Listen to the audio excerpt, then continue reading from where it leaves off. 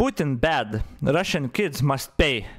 Competitive gaming, or esports, has always historically been an area with a lot of Eastern European representation. Oh no. It seems that when you look at the most famous pro gamers in the world, a lot of them happen to be either Scandinavian or Eastern European. These can be people from Poland, Russia, Ukraine, Gerai, tu čia tik apie šaudyklės kalbi, gerai? Čia apie šaudyklės. Belarus. And I think the reason for that might be just that the kids in Eastern Europe pick up Counter-Strike 1.6 before they even pick up their first book. Or maybe we Eastern Europeans just don't really like going outside. Nes kitose žaidimuose not that much. And yes, obviously since the world of esports is so full of Eastern European players, the start of the war in Ukraine has also led to some changes in the esports community. What is up everybody, it is your boy Roman, your favorite neighborhood Russian, and in today's video guys, I want to tell you about a little story that recently happened in the world of esports, where two Fortnite players from Russia, ages 18 and 17, won a major Fortnite championship organized by the game developer Epic, essentially got disqualified and their prize money, a sum of $200,000, was not given to them.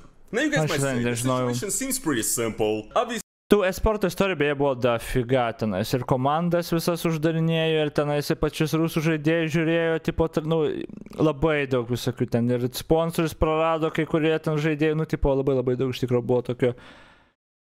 Russia is a sanctioned country currently that a lot of services and companies have left, and taking all the sanctions like SWIFT being cut off from Russia into accounts, it would probably be impossible to pay these players in the first place, right? Well, actually, it's a little bit more complicated than that, and that's why I want to talk about it, because this doesn't only raise the question of the so-called collateral damage of the sanctions, and another interesting thing that we could discuss in this is, are Russian teenagers responsible for the actions of Vladimir Putin?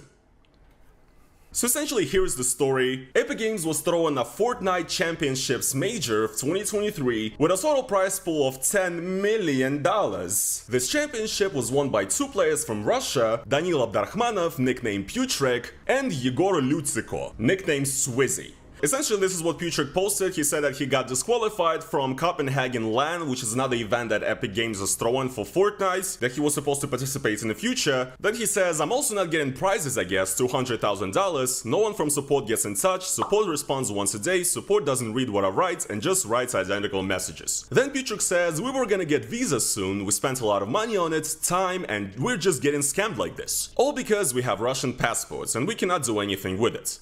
Only in Fortnite you can win major and get scammed like this. I think it's first time in cybersport history. I hope a lot of people from other disciplines will see this and see how things are going in Fortnite. My teammate is 17 years old and he cannot influence politics in any way, and he must also be punished. Played this game from 2018, spent a lot of effort, all my time to... Čia realiai ta diskusija turbūt ir yra, kur mes turėjom anksčiau, tipo, nu, suprantama, kad sankcijos, nu, ten turi labai daug visokių efektų, nu, vienas iš efektų, tipo, spaudimas ant visuomenės. Dabar visuomenė perversmo nepadarys.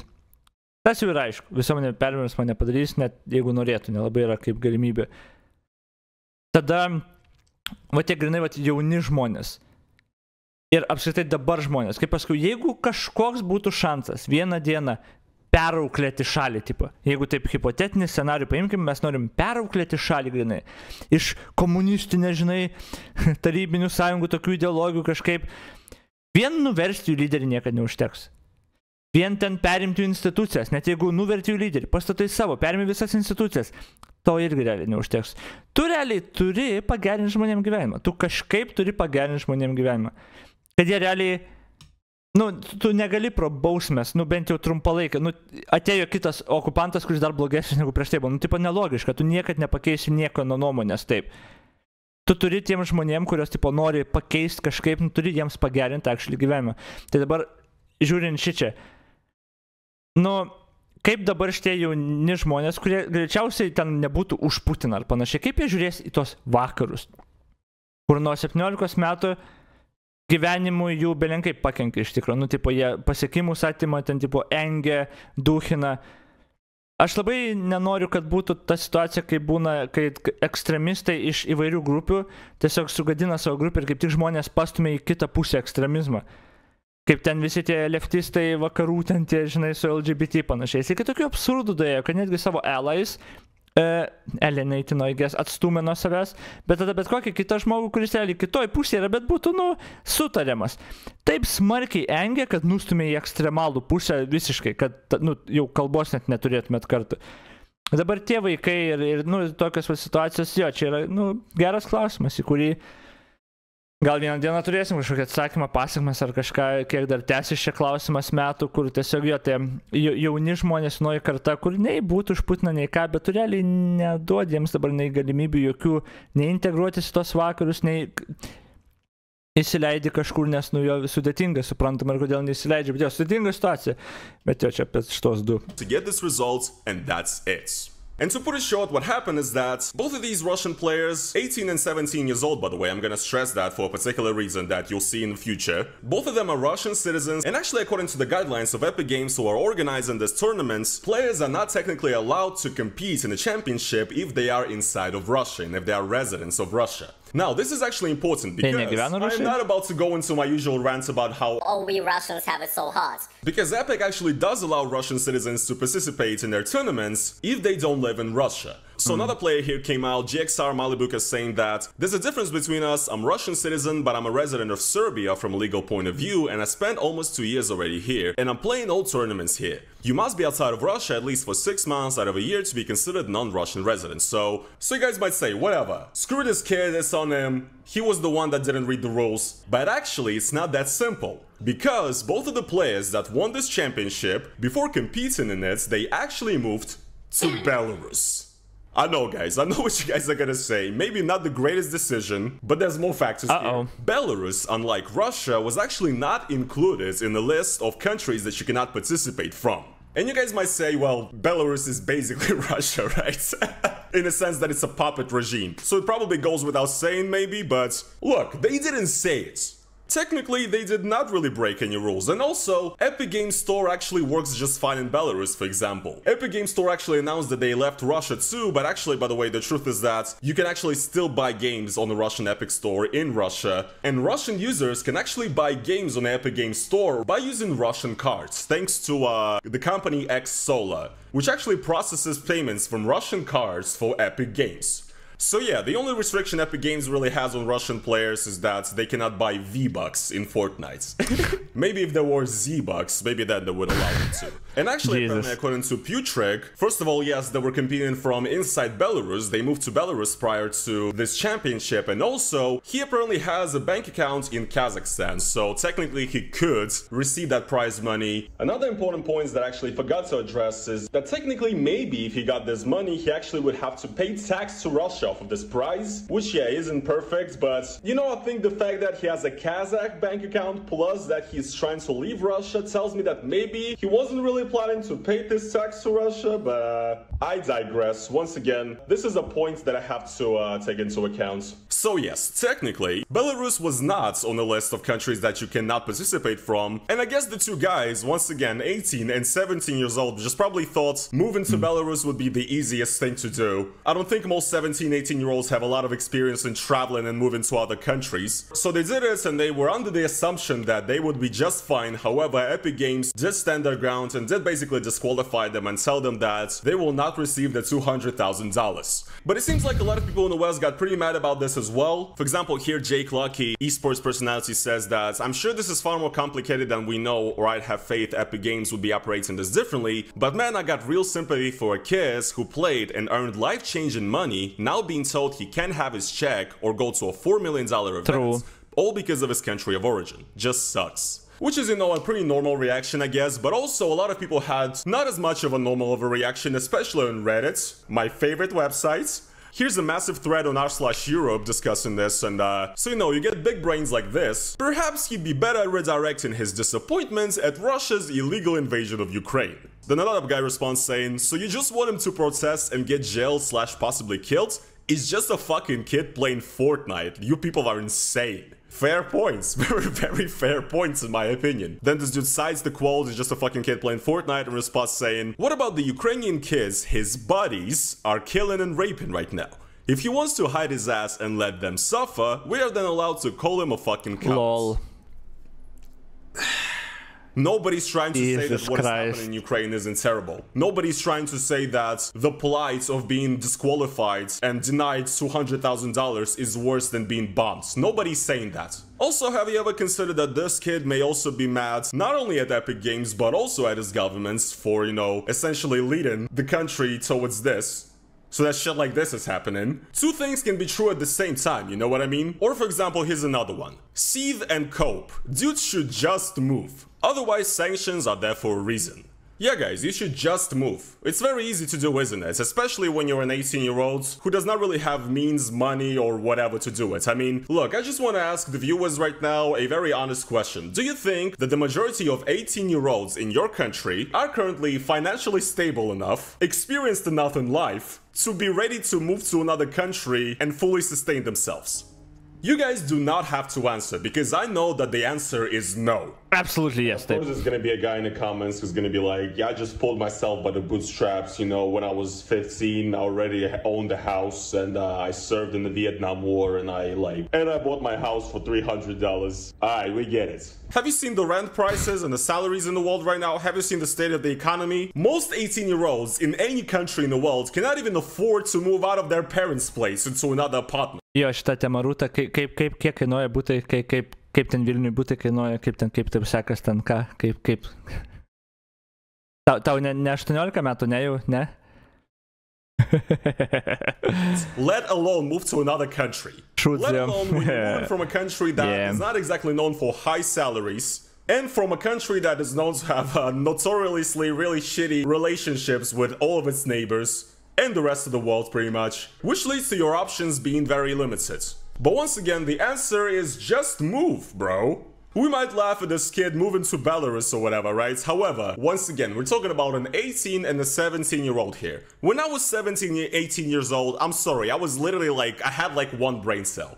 Like, me looking back at myself, just looking at the level of my skills in life, you know, of how ready I am to live a life of my own, let alone talking about moving to a different. Gerai, aš turėjau biškai gal daugiau, nes aš nuo 18 ir gyvenau jau, išsikraušiu kitą miestą, bet, nu, realiai pradžioj ten pirmas pusmetis gal dar mama pinigų davė, bet tada aš labai ten atvaręs pradėjau pokyžius ir tada jau išsilaikyti pradėjau. Tai jo, bet 18 metų vaikai, Jesus, ir retardai, actually. O į kitą šalį valyti gyventi, čia visai kitas, ir susiorganizuoti, ir gyventi tada kitur, nu čia, blėt. Gal 1% ir galėtų kažkaip, bet čia tada ir šalis turėtų jau priimti normaliai, o ten kuri šalis įpriims, ten taip jau, nu jo, čia negalimybė. At 18 years old, 17 years old, I would not be able to do that, and you would probably neither. I mean, the whole situation, I think, should be described very quickly in this sentence. Kid from Russia is disqualified from tournaments and his prize money is taken away from him because he moved not too far enough from Russia. If only this Russian kid got a life-changing amount of money somewhere to move away from Russia. I know, right? Obviously, looking at his tweets and how he said that he tried to get visas, it looks like he was already planning to move away, possibly to Europe to continue his esports career, right? And from what it seems, apparently maybe because of his financial situation, his passport situation, whatever, he moved to Belarus for this. Unfortunately, a lot of the time, sanctions lead to stuff like this, where somebody who was basically a child yesterday, who's really tried hard and worked hard for something, and who has a good career in front of him maybe, it's all being taken away from him. I really don't see any other way of describing this, other than that, if you just had not been born in Russia, this would not happen. And people always underestimate how much moving to a particular country costs. I understand that if you're like a EU/American citizen, you are gonna get a lawyer, however, the process of you moving to another country would be basically not existent compared to the process that a Russian citizen would have to go through. For example, right now I'm personally currently going through a visa process and it is very costly. It takes a lot of time. When I was 18, I was not able to afford what I can afford now as far as visa fees and everything. These just move, bro, people are just fucking insane, man. But another point that I also want to bring up in this, right, is, once again, the question of Russians' responsibility for what is happening. Sure, I even agree with it to some degree, okay? However, do 17 and 18-year-olds in Russia also bear responsibility? People who have literally been born years after Putin came into power. When Crimea was annexed, this kid was about 9 years old. How is this person in any way responsible for what is happening? You know what I mean? True. Where do you draw this line? When do teenagers and people who were children legally yesterday become responsible for Putin's crimes, you know? I don't know, I just really don't like this implication, to be quite honest.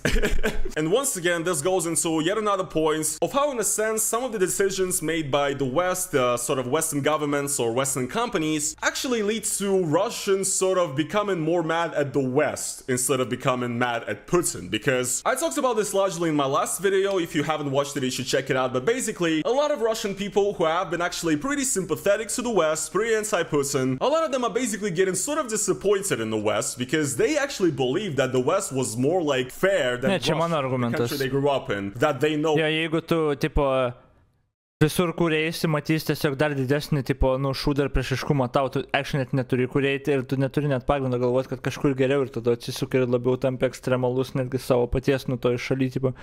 Tas va tokį neigiamą efektą turi, priešingą efektą turi.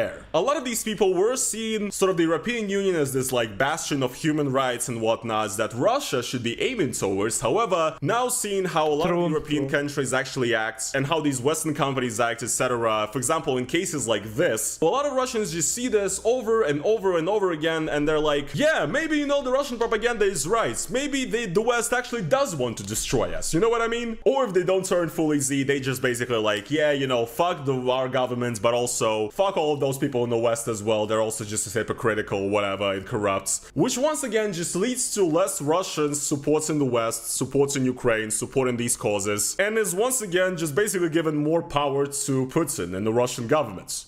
So yeah, you know, really all I have to say is just really sad. $200,000 is an absolutely insane amount of money, especially by Russian standards. And obviously I can only imagine how these guys must be feeling. They know how much money this is. They know that this is like their tickets to a normal life. And that has been taken from them because they couldn't fulfill basically the requirements of being rich enough to move to another country. And yeah, it's just absolutely fucking sad. It's sad. Once again, I don't know how to resolve the situation. I don't have a solution. Nor do I have a conclusion. All I want to say is that this is just fucking shit sad. Sucks. And unfortunately, a lot of people in the world are suffering because of what's going on, which once again just shows that Z is not the way to go.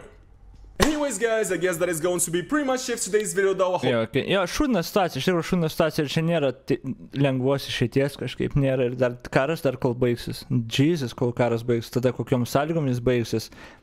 Čia labai komplikuota situacija, kur tipo neaišku kaip, bet nežinau, botagas nėra išeitis, jeigu tu kažkaip nori pakeisti ar užkariauti širdį, žinai, žmonių, ar kažkaip bent. Arba tiesiog izoliuoti taps ir tiesiog antra Šiaurės Koreja, arba visiškai kitaip baigsis ten situacija ir nu jie nebus izoliuoti, o kaip tik nekęs vakarų ten 100 kartų į priekį. Nes jo, tokie dalykai užkliūna ir išlieka, žinai. Koks vakaras ilgas, kaip širdį man gelia.